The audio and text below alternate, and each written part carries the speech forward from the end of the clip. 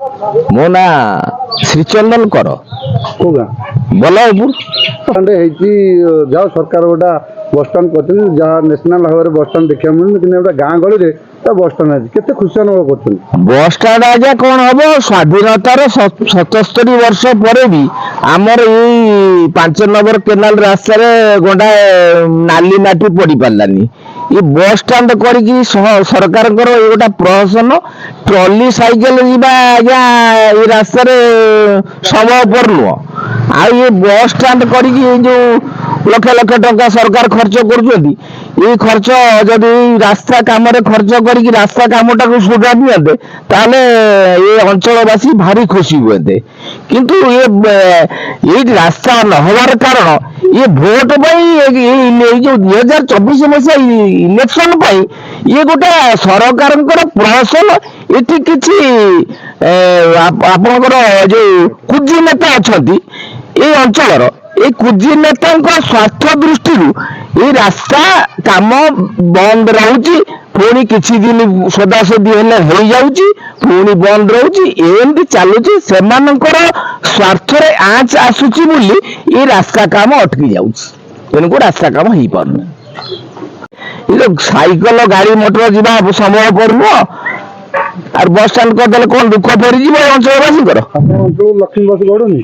ନାଇଁ, ଲକ୍ଷ୍ମୀ ବସ ଗଡୁନି ଆମ ଅଞ୍ଚଳକୁ। କାଇଁ ଲକ୍ଷ୍ମୀ ବସ ତ ଗଡୁନି? ଇଲେକ୍ଟ୍ରିକ ଖୁଣ୍ଟ ତ ଉଠି ପାରୁନି ରାସ୍ତାରୁ। ଇଲେକ୍ଟ୍ରିକ ପୋଲ ରାସ୍ତା ମଝିରେ ଅଛି ଆଜ୍ଞା। ରାତିରେ ମୁଁ ପରଦିନ ଗାଡି ଚଲେଇକି ଆସୁଥିଲି, ଆଉ ଗାଡି ଆକ୍ସିଡେଣ୍ଟ ପଡି ହେଇଥାନ୍ତା। ମତେ ଦେଖାଗଲାନି ଇଲେକ୍ଟ୍ରିକ ଖୁଣ୍ଟଟା, ତା ଦେହରେ କିଛି ମରା ଯାଇନି। ଏଇ ରଙ୍ଗ ଫଙ୍ଗ ନାଲି ଫାଲି ମାରନ୍ତି, ସେମିତି କିଛି ମରା ଯାଇନି। ଆଉ ଇଲେକ୍ଟ୍ରିକ ଖୁଣ୍ଟ ତ ଉଠୁନି, ଗଛ ତ କଟା ହଉନି। ଆଉ ସରକାରଙ୍କର ଇଏ ସ୍ୱାର୍ଥ ଦୃଷ୍ଟିରୁ ଏଇ ସବୁ କାମ ହଉଛି, ଏଇଭଳିଆ କାମ ଚାଲିଛି। ରାସ୍ତା କରିଦେଲେ କିଛି ଭୋଟ କମିଯିବ ବୋଲି, ଏଇ ଘର ଲୋକଙ୍କର ଭାଙ୍ଗିଯିବ, ଯୋଉମାନେ ରାସ୍ତା ଉପରେ ଘର କରି ରହିଛନ୍ତି ଘର ବଡ ଭାଙ୍ଗିଯିବ ବୋଲି ଏମାନଙ୍କର ଭୋଟ କମିଯିବ, ସେଥିପାଇଁ ରାସ୍ତା କାମ ବନ୍ଦ ରହୁଛି। ଆଜ୍ଞା, ମୋ ନାଁ ଦୁର୍ଯ୍ୟୋଧନ ମାଣିଆ, ମୁଁ ଏଇଠିକାର ବାସିନ୍ଦା। ଆମ ଘର ହଉଛି ବଲ୍ଲଭପୁର। କଣ କହିବେ, ଆପଣଙ୍କ ଅଞ୍ଚଳରେ ଗୋଟେ ବସଷ୍ଟାଣ୍ଡ ହଉଛି, ଯେମିତିକି ରୋଡ ମାନଙ୍କରେ ବସଷ୍ଟାଣ୍ଡ ନାହିଁ, ଲୋକ ହଇରାଣ ହଉଛନ୍ତି, କିନ୍ତୁ ଏଠି ଗୋଟେ ଗ୍ରାମାଞ୍ଚଳରେ ବସଷ୍ଟାଣ୍ଡ ଦେଖିବାକୁ ମିଳୁଛି। କେତେ ଖୁସି ଅନୁଭବ କରୁଛନ୍ତି? ହଁ, ବହୁତ ଖୁସି। କାହିଁକି ନା, ମା ନାହିଁ ଛୁଆ ଆସିବ କୋଉଠୁ? ମା ଥିଲେ ସିନା ଛୁଆ ଆସିବ। ଆପଣ ଦେଖୁଛନ୍ତି ରାସ୍ତାରେ ଇଲେକ୍ଟ୍ରିକ ପୋଲ ଉଠିନି, ଗଛ ଉଠିନି, ରାସ୍ତା ହେଇନି। ବସଷ୍ଟାଣ୍ଡ ନିହାତି ଦରକାର ଥିଲା, କଣ ଆଗେ ହବା କଥା? ପରଦିନ ଗୋଟେ ପୋଲିସ ଗାଡି ଆସି ପହଞ୍ଚିଲା, ଏ ଖାଲରେ ଗଳି ପଇଲା, ଟେଲିକିରି ଉଠେଇକିରି ବାଟେ ଗଲେ। ଅଟୋ ଆଉଛି, ଟେମ୍ପୋ ଆଉଛି, ବର୍ଷା ବର୍ଷା ହେଲେ ଲୋକମାନେ ପଛ ଆଡୁ ପେଲୁଛନ୍ତି, ସେ ଗାଡି ଉଠିକିରି ଯାଉଛି। ଆଉ ବସ କଣ ଆସିବ?